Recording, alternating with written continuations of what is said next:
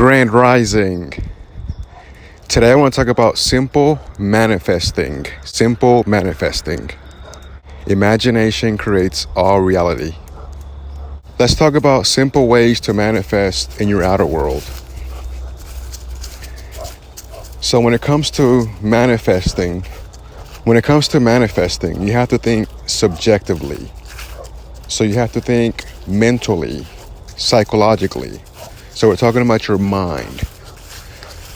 So when you manifest, you want to lose your senses of your outer body. So this means that you have to close your eyes, go into a relaxed state, a meditative state, so you can feel inwardly. So you want to be able to sense what you desire without any distractions. So you can simply do this by taking what you want, so subjectively, what is it that you want? And we're going to appropriate this mentally so then it can objectify in your outer world. So take something that you desire right now. It doesn't matter what it is. It could be health, wealth, love, a specific person, a car, a house, a business, peace, freedom, joy, whatever you may want. Place that in your mind. Neville Goddard teaches us to create a scene that implies that our wish is fulfilled. So you know what you want right now. It doesn't matter if you don't feel like you're worthy of it. It doesn't matter how many times you were told that you were never going to have it. Place it in your mind and create a scene that implies that you already have it. So for example, if you wanted $10,000 and you knew that your intentions were to get a new apartment or maybe like a down payment on a car, then you would see yourself making the down payment on the car, or maybe you could see yourself having some new keys on your keychain. So that would imply that you made the payment on the car. Sit.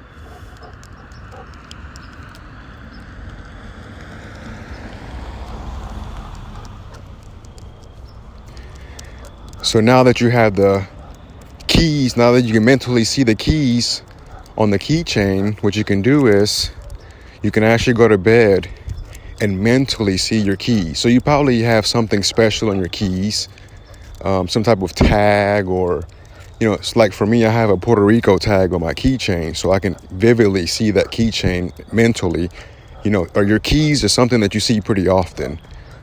So whenever you do this, you want to, the scene doesn't have to be very long. It could be just a picture, an image. It could be somebody's voice. You can hear your parents saying congratulations, your friends maybe shaking your hand, giving you a hug. Whatever scene you create, make sure that you know exactly what scene it is. You want to be very specific. And before you go to bed, what you want to do is you want to play this scene over and over and over and over until your mood changes. If your mood doesn't change, you have to keep going until your mood changes. So once your mood changes, you no longer desire that. And that's how you know you've done it correctly. Again, once your mood has changed, you know that you've done it correctly and you will no longer desire it.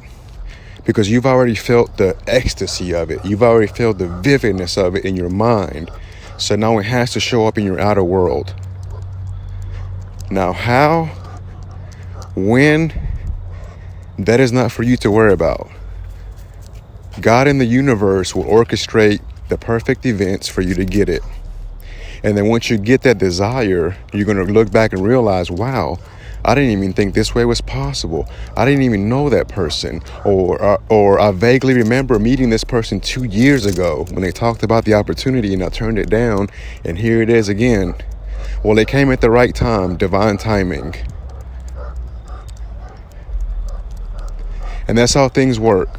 So whenever you go in mentally and you create a scene that implies that you already have your wish, and you feel the ecstasy of it, you feel the vividness of it. So whatever it is, you want to feel it as real as you can. That's the trick. You want to feel it as real as you can. So you may say, well, I don't know what it feels like to have $10,000. Again, you can create a scene that implies that you have it. So if you had $10,000, what would you do with it? Would you start your business? Maybe pay off some loans? What would you do with it? And once you start to go in mentally and create a scene that implies that you have good intentions with it, you don't want to create bad intentions with it. So create good intentions with it. Then you want to play that scene in your mind over and over and watch how your mood changes. Watch how your mood changes. But you're not going to know until you try it.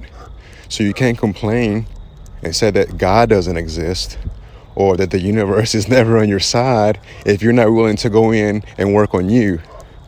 So we always expect some outer God or some outer universe to help us out, but we don't want to help ourselves out. So we dedicate time to watch TV, maybe just sit on the couch, maybe gossip with other people, but we don't want to put in the time and read books, meditate, do things for our temple, our health. So the best thing to do is work on you, and you can work on you by seeing yourself with your wish fulfilled. And it's going to take some mental work. So if you hang around negative people and toxic people, you got some work to do, because you've been subconsciously programmed to do the same things that they do. So think of yourself as a receiver. So if you're listening to music that is not going to help you out, if you're watching TV that's not going to help you out, if you're gossiping with people that are not going to help you out, how can you expect that to take you to the next level? If you want to be different than other people, then you must be different than other people. How many people do you know that are working on their mindsets, their goals? How many people do you know that are writing down their goals? So when you write down your desires, you become specific. So let's just say your desire is to get healthier. Okay, well, maybe you can just start walking. Mentally see yourself walking a mile, 2 miles, 10 miles, 20 miles. And then eventually you're going to start doing that. And then you might even start jogging, might start running. But you have to see yourself doing it first.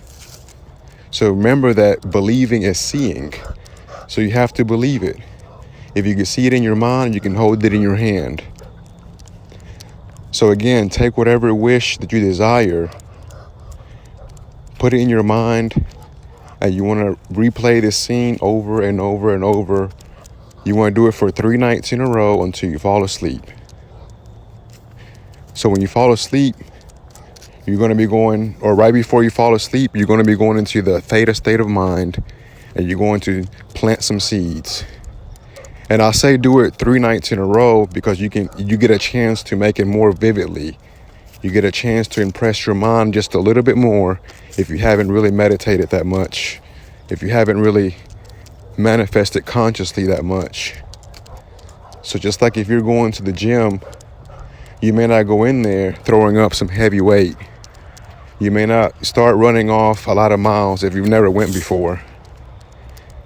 So same thing with your mind, your brain. It's all a muscle. So you've got to exercise it. So every single day, take a little bit of time each day and effort into your mindset and try to become the best person that you can be. Because if you think about it, once you start seeing yourself with all your desires, then you're actually showing yourself love because you're giving yourself everything that you deserve. So this is simple manifesting. Life is good. If you like this video, don't forget to hit the like button, subscribe, hit the bell icon. Go out there and use your gifts and make life happen. Peace.